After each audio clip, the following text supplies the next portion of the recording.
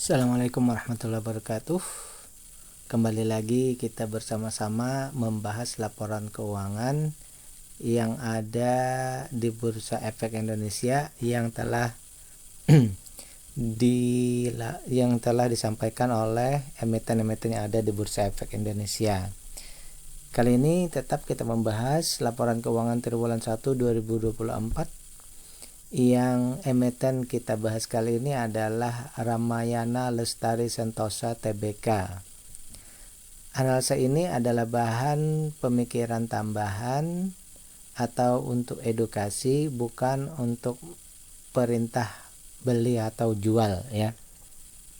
Kemudian analisa ini juga berfokus pada fundamental, khususnya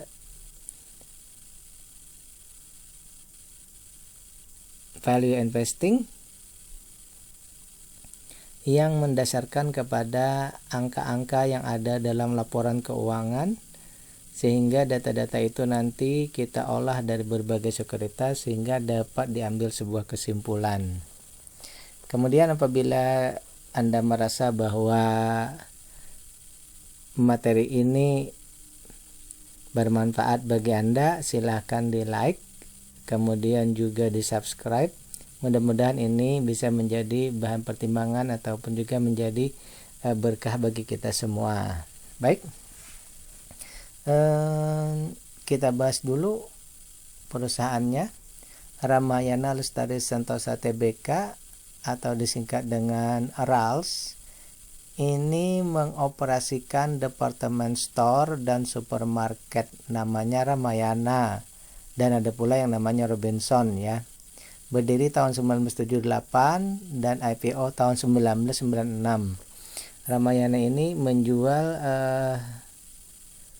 barang-barang pakaian ya, pakaian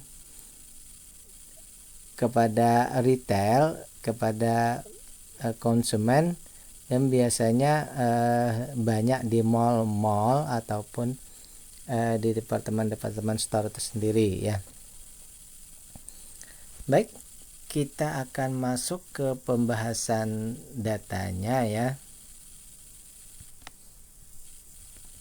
Ramayana Lestari Sentosa ini akan menyelenggarakan RUPS nanti tanggal 17 Mei ya, 17 Mei 2024.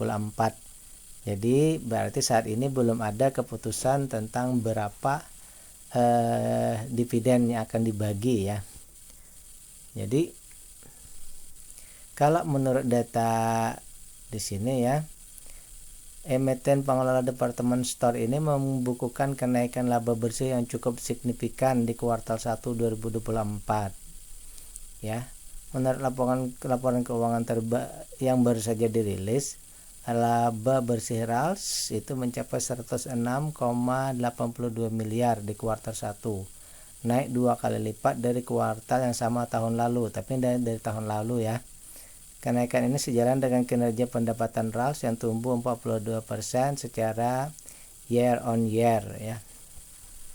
Baik, sembari karena kita belum mendapatkan lagi hasil dividen finalnya, berarti kita mendasarkan kepada dividen yang tahun sebelumnya. Berarti dividen tahun sebelumnya itu di 100%. Jadi semua keuntungan itu dibagi ya. Semua keuntungan dibagi kepada pemegang saham. Baik, kita lihat dulu secara datanya keseluruhan. Di sini bahwa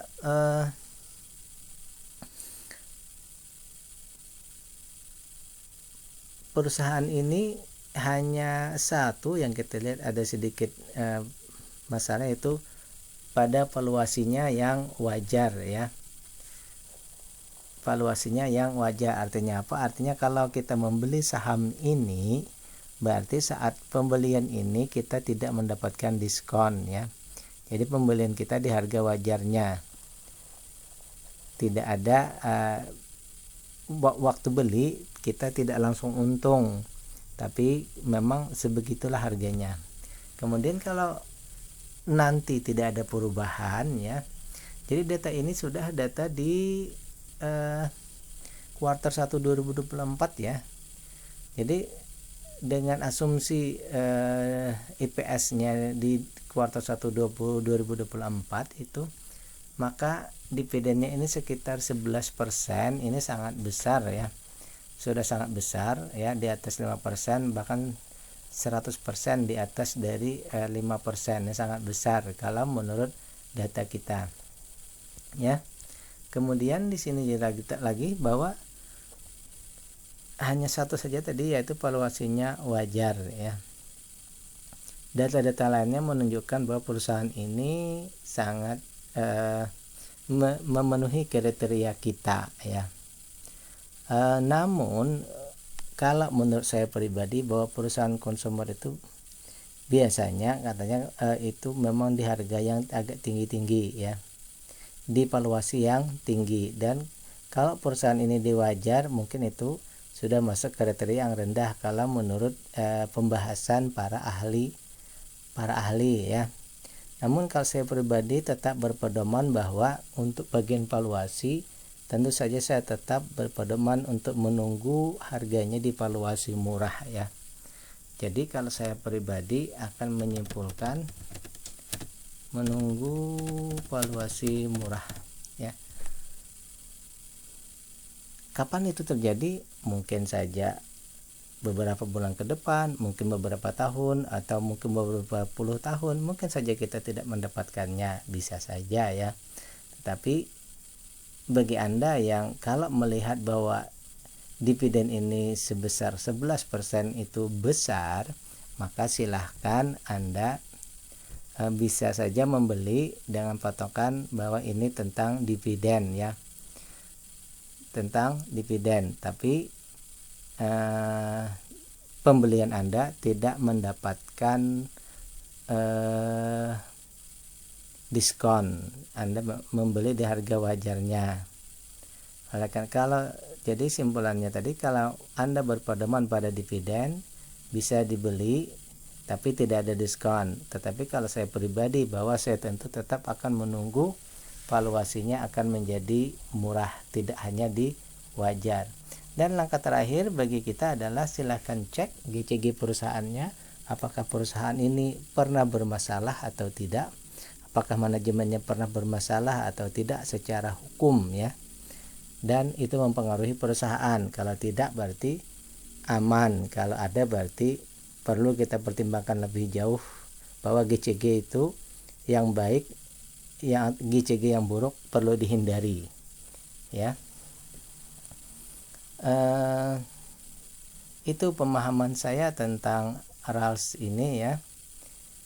Sembari kita menunggu nanti tanggal 17 Mei rapatnya, apakah di 100% tetap atau tidak ya. Oke, demikian pembahasan kita. Billahi taufiq wal hidayah. Assalamualaikum warahmatullahi wabarakatuh.